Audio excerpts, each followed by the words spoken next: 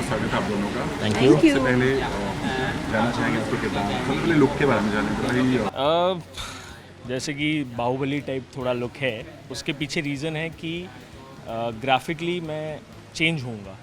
जैसे show mythical है, थोड़ा फैंटेसी है, तो ये मेरा लुक है व्हेन आई एम फाइटिंग के मोड में, या जब हमारा सुपर नेचुरल लुक है तब ये ड्रेस है। वरना जब हम लोग नॉर्मल इंसान हैं तो उसका गेटअप अलग है। तो इस लुक के पीछे वही रीज़न है कि ग्राफिकली जब कुछ और होगा तो टू पोर्ट्रे कि हाँ अभी मेरे अंदर सुपर नेचुरल पावर है। क्या पावर है, कितनी पावर है, वो पता चलेगा, क्योंकि वो मैं बता नहीं सकता, क्योंकि it is part of the suspense. और उसी के साथ कि हम डायन गैंग, हम मतलब सेट पे आपस में एक 3 जन को बोलते हैं, हम 3 डायन गैंग है, वो नाग गैंग है।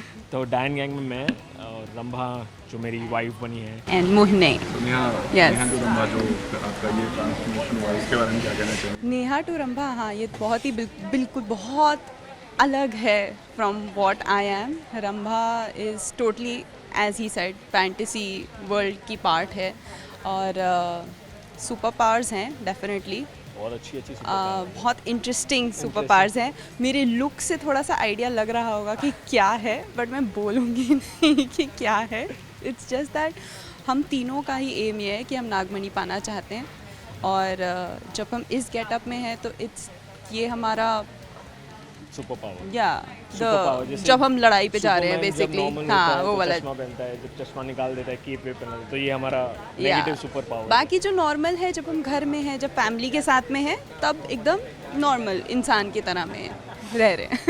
या वो दिख रहा ना आपकी बिंदी अलग ही दिख रही, वो है कि एक्चुअली पहले बताइए, दो तरह के ब्लैक एंड वाइट, और ये It's- हाथ पे भी कुछ यही है, ड्रैगन क्या इट्स यही जो It's आपको a शो में lizard. देखना पड़ेगा।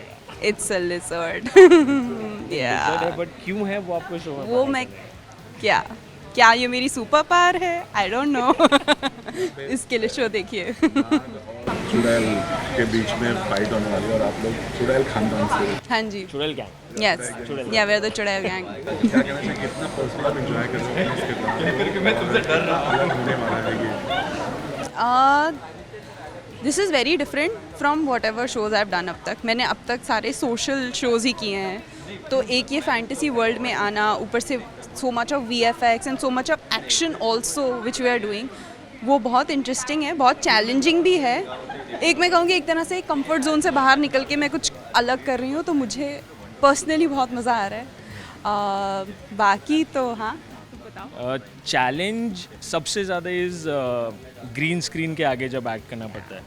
जैसे पीछे क्रोमा होता है, फुल वॉल पे 100 फीट बाय 100 फीट का क्रोमा होगा, और आपको गेस करना है कि अब जो डायरेक्टर सर और जो VFX टीम का विजन है वो पोर्ट्रे करना है कि अब यहाँ से क्या आ रहा है, तुम्हें उसको मारना है, उसका रिएक्शन क्या है।